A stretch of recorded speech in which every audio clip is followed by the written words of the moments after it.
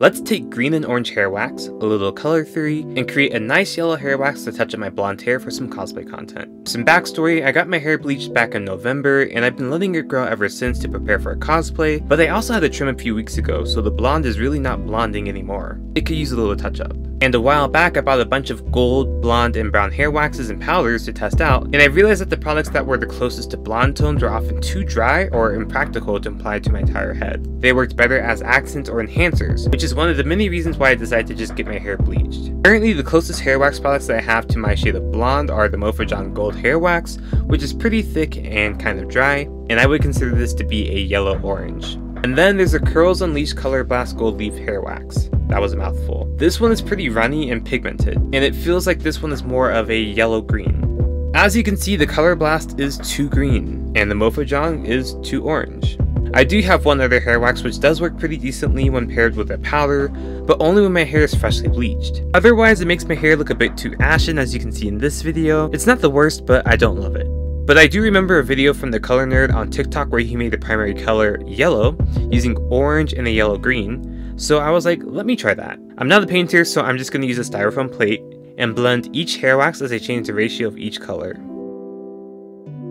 And as you can barely see, we're getting a gradient of colors. But since the green is so pigmented and so liquidy, it overpowers the orange. So I'm just going to try that again. And there we go. Honestly, my brain still has a little trouble comprehending that I got a yellowish color from orange and green, but it's pretty cool.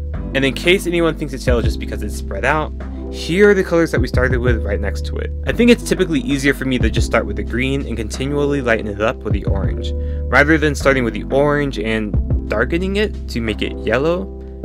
That just sounds weird. Your light source might also cause some issues, so if you're mixing hair waxes and it's a really specific color, just be aware that your final product might appear differently depending on your lighting. And this is what everything looks like without my extra lights.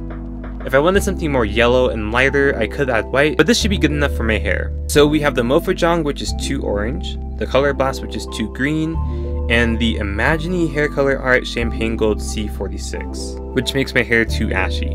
And now we're going to apply the Mofajong and Color Blast mixed together, and that's not quite right.